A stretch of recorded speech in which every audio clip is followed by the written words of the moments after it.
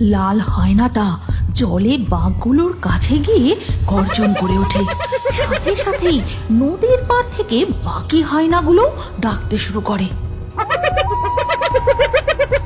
দেখো দেখো, লাল হায়নাটা যেন হুঙ্কার দিয়ে বোঝাতে চাইছে এখন তারা রাজত্ব করবে। হ্যাঁ, তাই তো দেখছি গো, বাঘগুলো লাল হায়নাটাকে ভয় পাচ্ছে।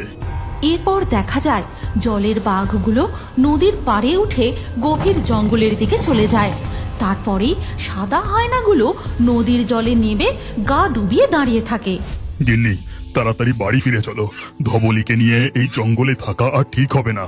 এরপর গদাই ও মাধুরী বাড়ি ফেরার পথে ফরেস্ট ডিপার্টমেন্টের অফিসে যায়। বাবু, জঙ্গলে আমরা একটা বড় লাল হায়না, তার সাথে সাদা হায়না দেখেছি। কি ভয়ঙ্কর! কি সব বাজে বাজে কথা বলছো তোমরাও না? খালি আজগুবি গল্প শোনাতে চলে আসো। সুন্দরবনে লাল হায়না, সে আসবেই বা কোথা থেকে? যাও, এই গরমে আর আমার মাথা গরম করিও না। অফিসার বাবু, আমরা নিজের চোখে দেখেছি ওই হায়নাগুলোর ভয়ে বাঘগুলো জল থেকে উঠে না ভয়ে পালিয়ে গেল। বলো কি? সুন্দরবনের রয়্যাল বেঙ্গল টাইগার পৃথিবী বিখ্যাত, আর তারা হায়নাদের ভয় পায়? তোমরা আর গল্প শোনানোর জায়গা পাওনি? আমরা জঙ্গলে যা দেখেছি তাই বলে গেলুম। আপনারা রক্ষাকর্তা, বাকিটা আপনাদের হাতে। এই কথা বলে মাধুরী ও গদাই ফরেস্ট ডিপার্টমেন্ট অফিস থেকে সোজা তাদের বাড়ি আসে। আর ওদিকে জঙ্গলের গভীরে দেখা যায় নদীর জল থেকে হায়নাগুলো মাছ ধরে খাচ্ছে। এইভাবেই হায়নাগুলো সুন্দরবনের জঙ্গলে ছড়িয়ে পড়ে। বাঘেদের এলাকায় গিয়ে তাদের শিকার মুখের সামনে থেকে ছিনিয়ে নিয়ে চলে আসে, কিন্তু বাঘগুলো লড়াই করার সাহসই পায় না। এইভাবে কেটে যায় বেশ কিছুদিন। গ্রামেও হায়নাদের অত্যাচার বাড়তে থাকে। গ্রামবাসীরা ফরেস্ট ডিপার্টমেন্ট অফিসে গিয়ে অভিযোগ জানায়। আপনারা কিছু একটা ব্যবস্থা করুন, এইভাবে আর চলতে পারে না। এবার বুঝতে পারছেন তো অফিসার বাবু? বলেছিলাম না, ওই লাল হায়না ও সাদা হায়নার দল বাঘের থেকেও ভয়ঙ্কর। আমরা হায়নাদের আটকানো ও তাদের বন্দি করার যথাসাধ্য চেষ্টা করছি, কিন্তু তারা কোথা থেকে যে জঙ্গলে আসছে আর তারপরেই আবার কোথায় যে উধাও হয়ে যাচ্ছে কিছুই বুঝতে পারছি না। তাই আমরা তাদের ধরে বন্দিও করতে পারছি না। এরপর অভিযোগ জানিয়ে গ্রামবাসীরা যে যার বাড়ি ফিরে যায়। ওদিকে নদীর ঘাটে দেখা যায় দুই পর্যটক। ও মাঝি ভাই, মাঝি ভাই, শুনছো? আমাদের একটু নৌকা করে জঙ্গলের গভীরে ঘোরাতে নিয়ে যাবে? না না, এখন নৌকা জঙ্গলের দিকটায় যাচ্ছে না। ফরেস্ট ডিপার্টমেন্টের পারমিশন নেই। জঙ্গলে মহা বিপদ। কি এমন বিপদ? চলোই না, সুন্দরবনে বাঘ দেখবো বলে ঘুরতে এসেছি, বাঘ না দেখে ফিরে গেলে যে সুন্দরবনের ঘোরাটাই সার্থক হবে না। আরে চলোই না। জঙ্গলে এক দানবীয় লাল হায়না ও সাদা হায়না দেখা গেছে। জঙ্গলে, নদীতে, চারিদিকে তারা শিকার করে বেড়াচ্ছে। আমি যাব না। আমি 500 টাকা ভাড়া দেবো। 500 টাকা ভাড়া? না না, আমি তাও যাব না। ভেবে দেখো মাঝি ভাই, আমি এই 500 নোটের সাথে আরো 500 দেবো, টোটাল 1000। আরো 500 দেবে? 1000 টাকা?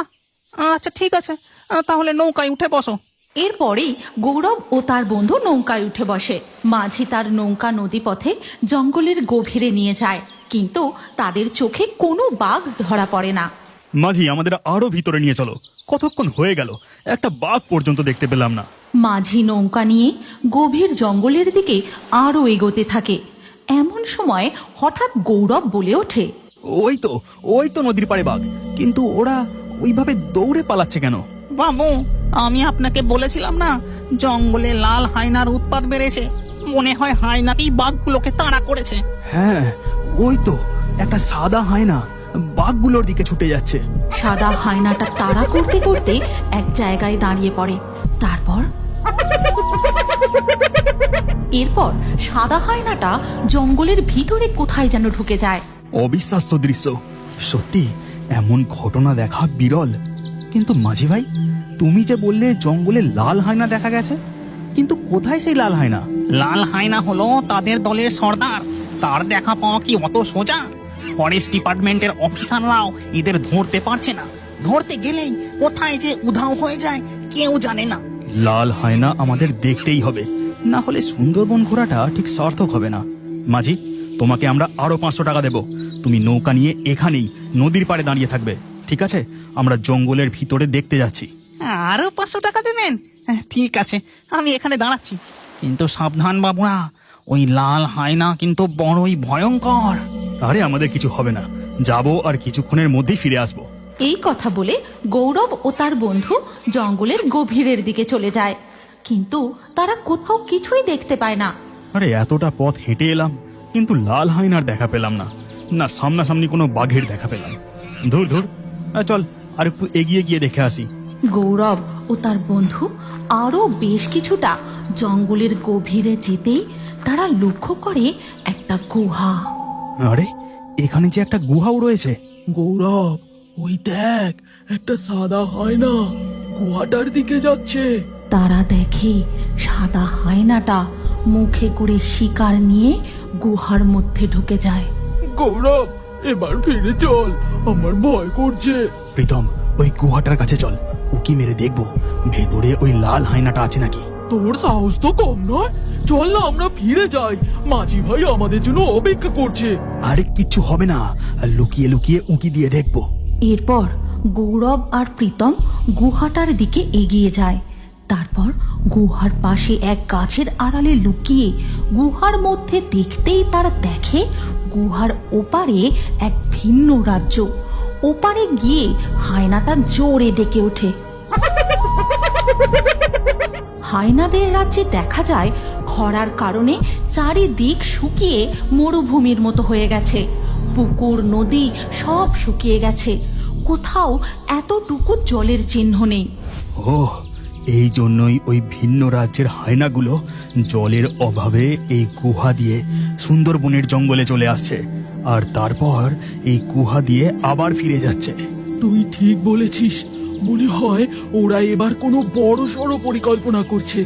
লাল হায়না ও সাদা হায়নার দল তাদের জলহীন মরুভূমির রাজ্য থেকে এসে কি সুন্দরবন দখল করে নিজেদের সাম্রাজ্য গড়ে তুলবে? হায়নার দল এই রহস্যময় গুহার পথ পেলই বা কিভাবে? এই গল্পের পরবর্তী পর্ব দেখতে চাইলে কমেন্টে নেক্সট পার্ট